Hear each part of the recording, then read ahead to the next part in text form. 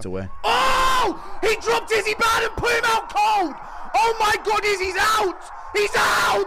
Imavov puts Izzy out! Fuck you, Kenny Okoye! Many fan-favorite UFC fighters have been losing in devastating fashion as of late, such as Israel Adesanya's knockout loss to Nasruddin Imavov, and I've been questioning why these events have been leaving a sour taste for the fandom, and I've come to the conclusion that we are entering, or already have entered, a new era.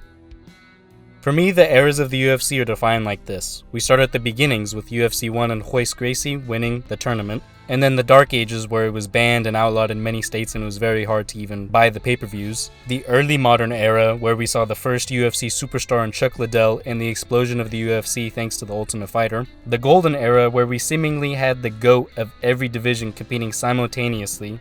The Ronda Rousey / Conor McGregor era where the two of them went mainstream selling the biggest pay-per-views at the time, and the previous generation would disappear thanks to USADA. You could also call this the Reebok or the USADA era. And I would say that from 2018 to 2024 there was an era, whether you want to call it the modern era, the ESPN, or COVID era, I don't know, but it seems as if we're exiting whatever it was and entering something new. Of course it's happened before in the sport with fighters being weeded out of the roster, but I feel like a year to a year and a half ago, there were so many active A-tier fighters to watch and look out for, and as of late, it has diminished, or at the very least, we're nearing the twilight parts of their careers. Currently, it kind of feels like there's a lack of superstars or established names in the sport. We are approaching Israel Adesanya's 2-year anniversary since his last win. Volkanovski's 2-year anniversary will be in the summer. Kamaru Usman is winless in over 3 years. Jon Jones and Dustin Poirier at best seem to have just one fight left in them each. I doubt that we ever see Conor McGregor back in the octagon after his antics these last few weeks. The lightweight division as an entirety has many aging fighters that might not have much left in them. Francis took off, and even a still active Jose Aldo that looks fairly good gets put in these boring fights where the other guy just wins by holding him against the fence. Mighty Mouse retired last year. Cody Garbrandt and Tony Ferguson are at the point in their career where they should just consider retirement. The sport has treated the two of them brutally. TJ Dillashaw is out of the sport entirely, now he can't even lift up his shoulder. Really, if you look at the champions right now, the only ones on the male side that were part of the past generations are Jon Jones and Belal Muhammad. Belal debuted in the UFC in 2016 and Jon Jones debuted in 2008, so Jon might actually be considered to be 2 generations before Muhammad. But why is it that these fighters that we viewed as some of the pound for pound best on the planet on the decline?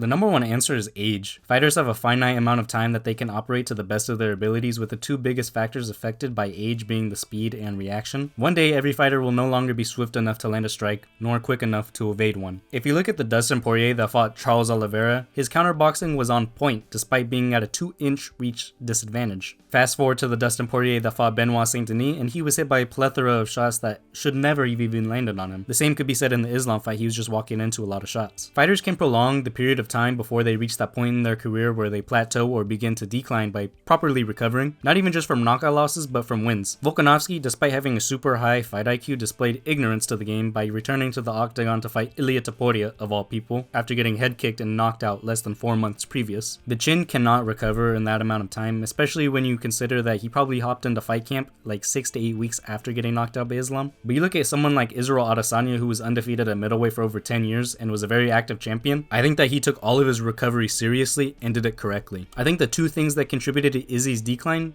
being the weight gain and Alex Pereira, which may coincide with one another. The Israel that won the belt in 2019 was much leaner, therefore quicker, and slowly over time he gained muscle, likely to defend in the grappling sequences against wrestlers, but the trade-off was that he was going to be slower in the striking. He might have even gained weight to wrestle Pereira in their first fight, and if you ask me, Israel Adesanya in the first fight with Pereira at MSG was the best version of him that we ever saw. Clean striking, even taking down Pereira, and looked to be the better mixed martial artist right up until the finish. The accumulation of damage that he suffered from fight camps and the fights themselves lowered how long he could stay in his prime for. I mean, the guy has over 100 professional fights across all combat sports, and he had to prepare for Alex Pereira on 4 different occasions. For MMA, Yuri is the only guy that fought Pereira twice and lasted only 14 minutes and 21 seconds across the 2 fights. So when you put the time lasted compared to Izzy, it kind of puts in perspective how special Israel Adesanya was.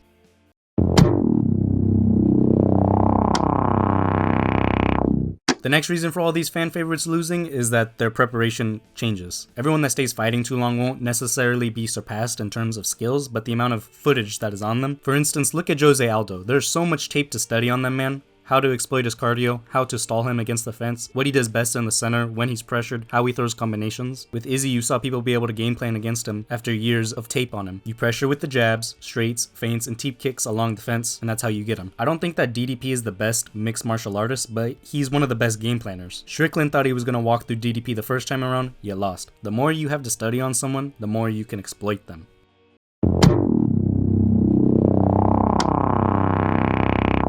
One day, every fighter in the top 15 of every division will be replaced. It sounds obvious, but over time new fighters arise and old fighters retire. Not just that, but the matchmaking is ruthless, and the UFC likes to make newer fighters gain a lot of popularity off of the veterans. I mean, it's the name of the game, but do you remember that Nate Diaz was supposed to fight Khamzat Chimaev? It makes more sense if the veteran is ranked, such as Wonderboy versus Shafkat, but Nate wasn't ranked in any division, and it was just a clear mismatch at the time. It was basically just a coming out party for Chimaev before he got the welterweight title shot, but then ended up ruining that. Even when they are ranked, things don't make sense sometimes, such as Jose Aldo fighting Mario Batista.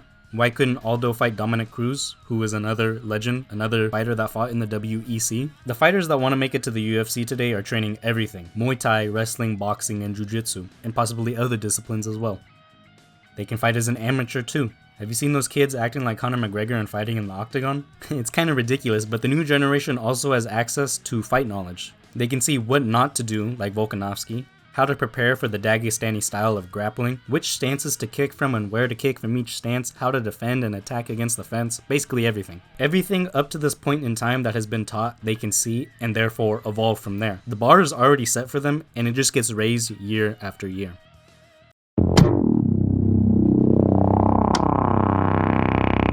We are entering a new generation of fighters, and don't get it twisted, this is not a critique of anyone or anything, just an observation of facts, and I will continue to watch the sport no matter who is the best in the world. I think that the sport's in a decent place, and I think every champion's cool right now, but we are entering or already have entered a new era where they continue to improve drastically. Merab and Islam are close to being the undeniable GOATs of their division. Ilya is possibly the most devastating fighter at featherweight ever. Alex Pereira is the most consistent champion of his division since John Jones was there, and with John Jones, him still being a champion is a testament to how great of a fighter he is. Even if you erase those heavyweight fights, his legacy has been set in stone for years. People like him and GSP being able to dominate their divisions for so long, taking these long layoffs to return and become double champions, is special because they are the only two to do it, where many of their colleagues fade away with age. John Jones has the steroid issue, so that's why GSP will forever be my GOAT of MMA, maybe tied with Demetrius Johnson. MMA is a brutal sport that only treats the legends harsher the longer they stick around. Many of your favorite fighters might only have one more good fight left in the tank, so appreciate them while they entertain us, degenerate fight fans. That'll be it for today, ladies and gentlemen, so make sure you elbow that subscribe button,